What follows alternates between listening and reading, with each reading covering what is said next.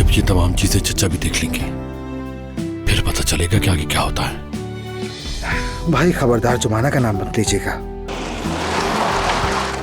Mehmed भाई खैरियत है? आज का दिन अच्छा नहीं है औसान। तुमने मेहमद को धुतकार के रख दिया। अब चलो मेरे साथ चल के बात करें उससे। मैं शायद गलत यूएसबी ले आया। दरअसल जो मैं आपको दिखाना चाह रहा था उसमें ऐसे मनाजिर थे कि जमीन हिल जाती। क्या कर रहे हो ये तुम? छोड़ो हाथ मेरी बेटी का फौरन। अम्मी मैंने कहा छोड़ो, छोड़ो इसका हाथ। अरे गुलशा साहिबा, ये क्या? उसने तो मुझसे कहा था कि 10,000 रुपए हैं। तुम्हारा बेटा उमर आयजा को शादी की पेशकश कर चुका है।